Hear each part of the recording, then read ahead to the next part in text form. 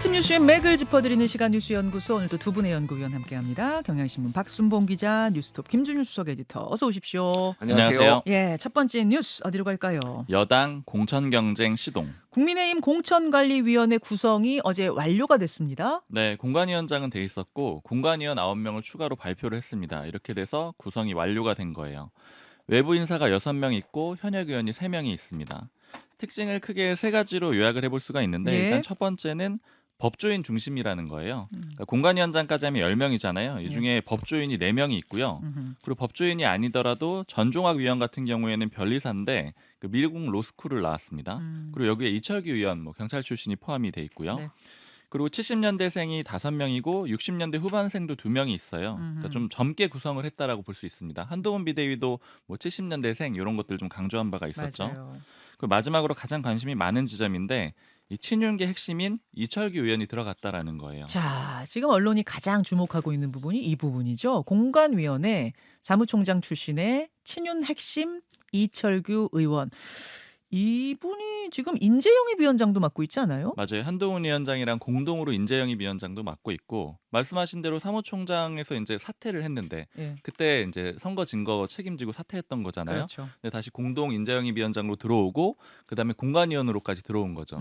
사실 당내에서는 이번에 공관위원 발표 나오기 전에도 이제 모 의원이 하는 얘기는 이철규 의원이 들어오는지 안 들어오는지 봐야 된다. 그거 많이 관심들을 가졌거든요. 예. 왜냐하면 들어오게 되면은 결국에는 이제 친윤계, 그러니까 예전에 소위 윤핵관이라고 부르던 그런 쪽들이 이제 귀환하는 게 아니냐 이런 얘기들이 나오기 때문에 그런 좀 관심이 있었는데 결과적으로 들어왔고요. 그렇죠. 아무래도 기자들이 많이 질문을 했습니다. 그래서 당에서 입장들이 많이 나왔는데 한동훈 위원장은 지금 당을 이끄는 건 나다. 그러니까 걱정 안 해도 된다 이런 취지로 얘기했고 정영환 공관위원장도 제가 윤 대통령이랑 한동훈 위원장이랑 개인적인 거 없다. 믿어달라. 쿨하게 하겠다. 이런 얘기를 했고요. 아, 쿨하게 하겠다는 얘기는 저 공관위원장 얘기예요? 맞습니다. 아. 그리고 이철규 의원은 내가 개파가 있느냐, 우리 당의 개파가 어딨냐, 이거 잘못된 프레임이다 이렇게 얘기를 했습니다.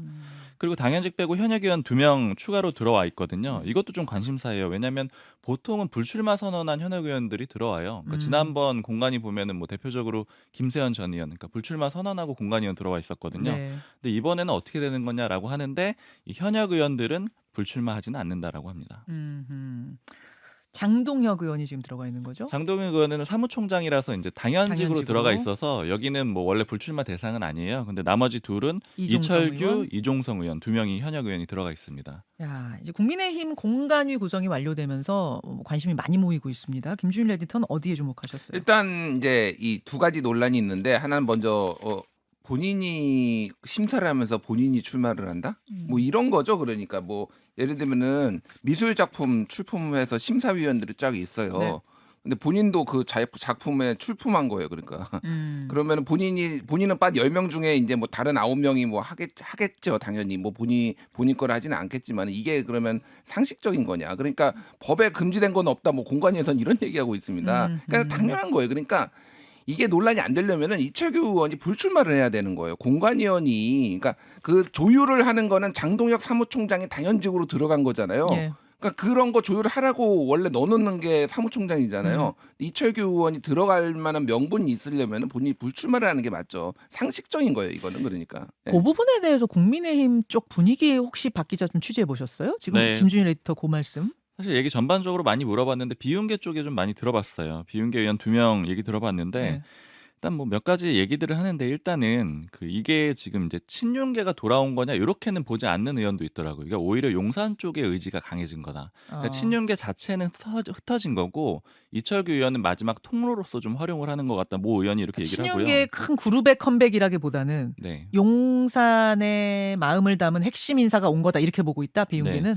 그리고 다른 비윤계 의원은 좀 인상적인 얘기를 하던데 그러니까 항상 이런 이제 이권이 걸린 문제에 대해서는 용산이 노골적이었다 이렇게 표현을 하더라고요. 그래서 이게 무슨 얘기냐 물어봤더니 이권이라는 건 용산 입장에서 보기에는 총선 공천이라는 거예요. 그러니까 이 문제에 있어서는 노골적으로 이철규 의원을 대대적으로 내세운 거다 이런 얘기를 하더라고요. 예. 자, 김준일 에디터. 그러니까 이 부분이 좀 이제 주목을 받아야 될 것 같아요. 어쨌든 지금 이 국민의힘에서 최고 실세는 누구냐? 이제 직책으로 한동훈 비대위원장 이런 분들 빼고는 이건 이철규 의원이다. 이제 영입위원장이 이견이 없어요. 모두가 국민의힘에서 그 얘기를 합니다. 자, 아. 생각해 보십시오. 작년에 8월에 의원총회에서 함께 타고 있는 배에 구멍을 내 침몰하게 하는 승객은 승선하지 못한다 그래가지고 윤심 가이드 논란을 이제 일으켰고요.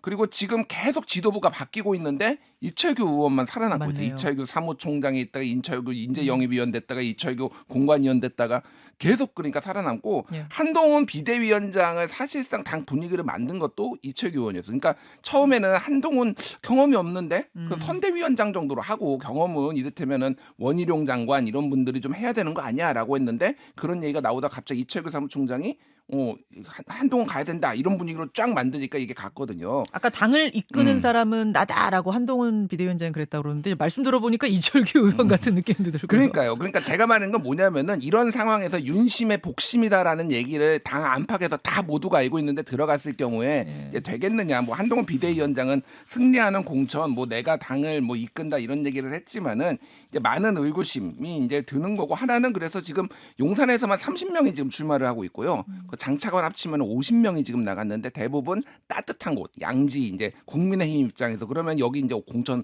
어떻게 조율할 거냐. 그래서 많이 시끄러울 것 같아요. 지금 불복하는 일이 굉장히 많이 나올 것 같다. 네. 그 좀 긍정적인 얘기도 좀 해줘야 될 것 같아요. 왜냐하면 내부에서 긍정 평가하는 얘기도 있거든요. 네. 그러니까 모 인사가 이런 얘기 하더라고요. 요번에 공관위가 그래도 좀 정상 체제다. 왜냐하면 지난번이랑 그 전에는 공관위원장이 정치인을 했는데 이번에 비정치인을 하고 그다음에 사무총장 힘을 많이 뺐고 네. 그다음에 인재영입위원장도 넣은 것도 좀 괜찮다라고 평가를 하고 그다음에 한 가지 얘기하는 거는 법조인이 많잖아요. 네. 이게 아마도 검증을 굉장히 집중적으로 할 거다. 아하. 그러니까 민정수석실 출신이 있거든요. 예. 검증을 많이 해서 후보를 거르는 그런 과정을 좀 집중적으로 할 것 같다라고 합니다. 알겠습니다. 요거 하나만 짧게. 민주당 같은 경우에는 어제 공직선거 후보자 검증위원회 해가지고 89명의 검증 통과자 명단을 냈는데 그중에서 가장 논란이 되는 게 지금 노웅래 의원 재판받고 뇌물로 재판받고 있는데 통과 그리고 황운하 의원은 심지어 1심에서 유죄를 받았는데 통과가 됐어요. 아까 공천 자격 심사 그 예, 민주당 예. 공천 자격 심사 결과에 노웅래, 황운하 두 사람의 통과가 이슈가 되고 있어요. 예, 그러니까 뭐 이재명 대표도 여기에 통과가 되고 그랬는데 그래서 지금 당의 기준이 뭐냐? 어떤 사람은 무소속으로 출마했다고 아예 컷오프도 시키면서 지금 아예 1심에서 유죄가 나온 사람도 뭐 당의 얘기는 윤석열 정부에서의 예민한 사건은 예외로 한다는 공감대가 있다. 뭐 이런 얘기가 있는데 이제 기준이 뭐 그러면은 뭐 앞으로 그러면 1심에서 유죄 받아도 다 그러면은 하는 거냐? 차라리 그냥 그런 거 하지 말고 다 출마시켜라. 차라리 이런 얘기까지 좀 나오고 있어요. 민주당. 예민의 기준이 뭐냐? 이제 이런 얘기가 또 민주당 안에서 시끌시끌 하겠군요. 자, 각 당의 공천 상황들 정리해 주셨습니다. 다음으로 가죠. 내 몸이 증거 통했다. 오프닝에서도 말씀을 드렸습니다만 가습기 살균제 사건 책임자들에 대해 2심 판결이 내려졌는데 유죄가 났습니다. 네, SK케미컬의 홍지호 전 대표, 애경산업의 안용찬 전 대표한테 금고 4년형이 내려졌고요. 이 금고형이라는 거는 징역형이랑 비슷한데 노역은 안 하는 거다 이렇게 보시면 됩니다. 네. 근데 배경을 좀 짚어보면 1심에선 무죄였는데 2심에선 유죄가 나왔잖아요. 이거 왜 그랬는지 짚어봐야 되는데 좀 가습기 살균제 제품도 많고 제조사 뭐 유통사 많은데 크게 보면 어떤 화학 물질을 썼느냐로 두 가지로 갈려요. 그러니까 PHMG 성분을 썼느냐 아니면 CMIT하고 MIT를 썼느냐 이 두 가지로 갈리는데 기존에 옥시는 PHMG를 썼는데 이미 징역 7년형을 받고 정리가 됐거든요. 예, 예. 근데 CMIT하고 MIT는 약간 논란이 있었던 거죠. 그래서 1심 재판부는 요거는 이 인과관계가 명확하게 입증되지 않았다라고 해서 무죄를 선고를 했었던 겁니다. 1심에서. 근데 2심에서 뒤집어졌죠. 일단은 아까 내 몸이 증거라는 말씀드렸는데 네. 피해자들이 당연히 굉장히 반발했겠죠. 왜냐하면 이렇게 피해자들이 많고 이미 정부에서도 인정해서 주고 있는데 왜 이걸 인정해주지 않느냐 이런 얘기들이 반영이 된 거고요. 그 두 번째로 실제로 연구 결과도 좀 많이 나왔습니다. 국립환경과학원이 작년 말에 이 두 성분이 인과관계가 있다라는 그런 연구 결과를 내놨고요. 그리고 세 번째로 또 법원이 문제 삼았던 거는 이 유공, 그러니까 SK케미컬의 전신인데 1994년에 내부적으로 이게 제품 만들 때 이거 독성 있다라는 의견이 있었는데 묵살했고 그다음에 서울대에다가 의뢰도 했어요. 근데 그 결과가 나오기도 전에 결과는 이제 우려된다라는 내용이었는데 나오기도 전에 출시를 했던 겁니다. 예. 이런 점들을 문제를 삼았고요. 예. 재판부가 어제 이렇게 표현을 했더라고요. 사실상 장기간에 걸쳐서 전 국민을 상대로 독성 시험이 행해진 사건이다. 그렇죠. 이렇게 표현을 했습니다. 생각해 보면 참 끔찍한 일이에요. 너무 많이 피해자가. 정말 매력적으로 만들어진 광고와 함께 여러분 믿고 쓰세요 해서 우리는 그 큰 기업들을 믿고 쓴 거 아니겠습니까? 설마 검사도 없이 이럴 줄 몰랐어요. 이렇게 무책임하게 제품을 만들었을 거라고 상상하지 못했고 이게 정부가 인정한 피해자만 몇 명이에요? 한 1,200여 명 정도 되는데 이 가습기 살균제 피해 지원 종합 포털이라는 데가 있거든요. 네. 작년 말에 숫자를 보니까 피해자는 5,691명이 인정한 숫자입니다. 네. 그리고 이 중에 사망자가 1,262명이었습니다. 여러분 인정한 사망자만 1,200여 명입니다. 사망자요. 근데 이거 2011년까지고요. 제품 네. 나온 게 1995년이잖아요. 그러니까 추정하는 거는 몇만 명이에요. 맞아요. 그러니까 이게 지금 깔끔하게 나는 정말 아이들 위해서 가족들을 위해서 정말 깔끔하게 가습기 유지할래요 했던 집들에서 더 이런 일이 벌어졌다는 게 참 끔찍한 일입니다.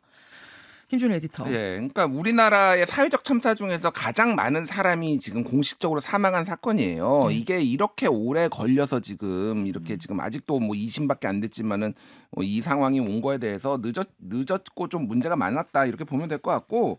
근데 문제는 이제 이분들 형사처벌이잖아요. 이거는 예. 이분은 그리고 이제 금고형인데 이거에 대해서도 너무 형이 낮다. 이렇게 사실상 전 국민을 상대로 이렇게 뭐 신체 실험을 한 이런 거가 문제가 있다라는 건데 더 문제는 이제 배상 문제가 있어요. 배상 같은 경우에는 민간기구가 조정위원회가 나섰는데 재작년에 결렬이 됐습니다.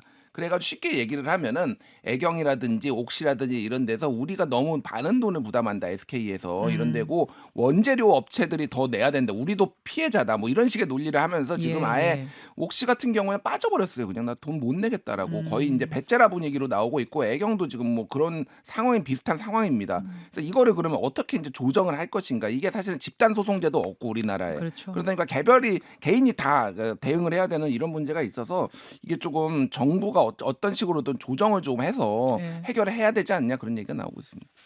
예, 2심 판결 소개해드렸고요. 다음으로 가죠. 비트코인 제도권으로. 이게 지금 어떻게 된 얘기예요? 이게 비트코인이 제도권에 들어갔다, 입성했다 해서 뭐 전 세계가 시끄럽던데. 네. 미국의 증권거래위원회. 여기가 미국의 투자 시장을 총괄 감독하는 그런 기구거든요. 네. 이제 굉장히 중요한 기구라고 할 수 있겠죠. 또 미국이 중심이기도 하잖아요. 여기가 가상화폐인 비트코인을 이제 ETF에 상장하고 거래하는 걸 승인을 했습니다. 이거 어떻게 비유할까 좀 고민을 해봤는데 네. e스포츠가 아시안 게임에서 정식 종목으로 채택이 됐잖아요. 그렇죠. 그러니까 그거랑 좀 비슷한 상황이라고 보시면 될 것 아, 같아요. 온라인 게임. 옛날에는 야 게임 무슨 온라인으로 게임하는 거 오락 아니야? 이랬는데 그것이 지금은 스포츠입니다. 네. 올림픽의 종목이 됐어요. 그런 그렇죠. 느낌이다. 메달도 따고 그러잖아요. 네. 그래서 하나의 자산으로 비트코인이 공식적으로 인정이 된 거고요. 향후에는 금이나 원유처럼 그런 가치를 인정받으면서 거래가 될 수가 있고요. 구체적으로 어떻게 하는 거냐면은 뭐 비트코인이 제가 들어오기 전에 보니까 1코인이 한 6,340만 원 정도 하더라고요. 네. 근데 요거를 투자사들이 사요. 그러니까 금을 사듯이 산 다음에 요걸 잘게 쪼개 가지고 그 주식으로 상품으로 만들어 가지고 판매를 하는 겁니다. 아하, 그런 식이 되는 거군요. 네, 그래서 이제 이게 거래가 실제로 그냥 이제 주식 투자하시듯이, 그러니까 원래 ETF 네. 투자하시는 분들도 많거든요. 네. 그러니까 투자하실 수가 있게 되는 겁니다. 근데 이렇게 되면 특히 개인 투자자도 쉽게 할 수 있고 더 이제 중요한 거는 연기금 같은 그런 기관 투자자들은 원래 투자할 때 규제가 좀 있어서 까다로운데 비트코인에 쉽게 투자를 할 수 있게 돼요. 지금 우리나라에서 이게 허용이 된 건 아니죠? 그렇죠. 아직은 아닙니다. 예, 이건 미국 뉴욕 시장에 뉴욕 증시에 이제 상장을 한 건데 김준일 에디터. 예. 사실은 제도권으로 이 코인이란 걸 넣느냐 마느냐는 몇 년 전부터 우리의 논란거리였어요. 그러니까 우리나라는 아직도 강하게 금기시되고 있는데 미국 같은 경우에는 이거에 대해서 좀 굉장히 전향적이다라고 보면 될 것 같고, 그러니까 ETF가 쉽게 얘기를 하면은 직접 비트코인 사려면은 겁나서 못 사잖아요. 어떻게 사는지도 잘 모르겠고. 그런데 ETF를 통하면은 쉽게 얘기를 하면 이게 지수 펀드이기 때문에 네. 손쉽게 살 수 있다라는 거고, 이거에 대해서 이제 유동성에 대해서 조금 막 급락하고 급등하는 것에 대해서 조금 더 자유롭다. 살짝 뭐 이 정도만 보면 될 것 같고, 가장 이제 이쪽에서 증권거래위원회에서 이 결정을 한 거는 엄청나게 많은 돈이 이쪽으로 유입이 될 거다. 어쨌든 암호화폐 이제 시장이 있는 거고 거래 시장이 있는 거고 이게 이제 이쪽으로 들어올 거다라는 거를 기대를 하고 있는 거거든요. 코인 시장에 그래서 130조 원이 뭐 유입될 거다 이런 분석도 나오고 있고 지금 한 6천만 원 정도 하거든요. 지금 1코인이. 1비트코인이 1비트코인이. 예. 2억 원까지 간다. 뭐 이런 전망도 나오고 있는데 이건 좀 진짜 조심하셔야 되는 게 이러고 한번 물리면은 들어갔다가 물리면은 패가망신합니다. 그거 예. 다 아실 거예요, 예, 여러분도. 이미 많이 올랐어요. 굉장히 많이. 그리고 모든 코인이 다 지금 뉴욕 증시에 상장한 거 아니고 맞아요. 비트코인만입니다. 예, 그것도 아셔야 되고요. 어제 하루만 6% 비트코인이 올랐다고 하는데 하여간 투자는 항상 조심해서 하셔야 됩니다. 예. 예. 자, 여기까지 볼까요? 예, 여기까지 보겠습니다. 수고하셨습니다. 감사합니다. 김현정의 뉴스쇼는 시청자 여러분의 참여를 기다립니다. 구독과 좋아요, 댓글 잊지 않으셨죠? 알림 설정을 해두시면 평일 아침 7시 20분 실시간 라이브도 참여하실 수 있습니다.